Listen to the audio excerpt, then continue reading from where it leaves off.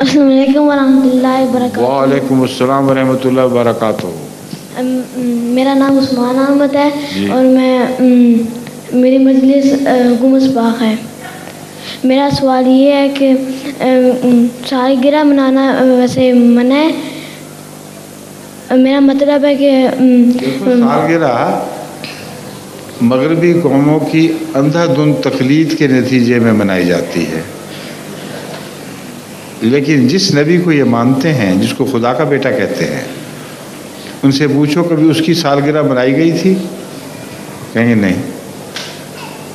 رسول اللہ صلی اللہ علیہ وآلہ وسلم کی کیا کبھی صحابہ نے سالگرہ منائی تھی؟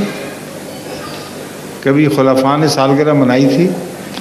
تو وہ لوگ جو زمین کا شاہکار ہیں، جن کی خاطر دنیا بنائی جاتی ہے، ان کی پیدائش کا دن تو نظروں سے غائب ہی رہتا ہے، کوئی سالگرہ نہیں مناتا۔ تو ہر الف بے نتھو خیرے کی سالگرہ منانے کا کیا مطلب ہے؟ جبکہ اکثر لوگ گندے ہی پیدا ہوتے ہیں، یعنی پیدا تو اچھے ہوتے ہیں مگر گندے لوگ بن جاتے ہیں۔ تو سالگرہ میں حکمت کیا ہوئی؟ کچھ بھی نہ ہوئی۔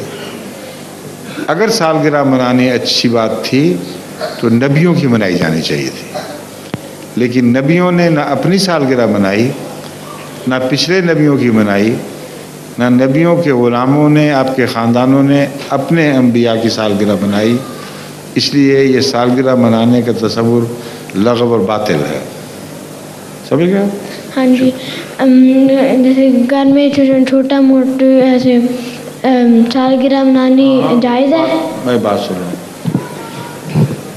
اگر دودھ میں ہاں جی بہت بڑا گند ڈال دو تم جی، تو پی لو گے اس کو؟ نہیں ہے نہیں؟ نہیں چھوٹا موٹا سا ڈال دو تو کیا حرج ہے؟ پی لو گے پھر؟ ہے نہیں، تو وہی بات ہے، چھوٹی موٹی سالگرہ، بڑی سالگرہ، یہ ایک ہی چیز کے دو نام ہیں۔ نہیں، میں مطلب ہے گھر میں میں بھی بتا رہا ہوں، گھر میں بیٹھ کے دودھ میں 2-3 مکھیاں ڈال کے پی لو گے چھپ کے؟ کوئی نہیں دیکھ رہا ہے؟ تھوڑا سا ناک ڈال کے اندر پی لو گے دودھ کو؟ کوئی نہیں دیکھتا۔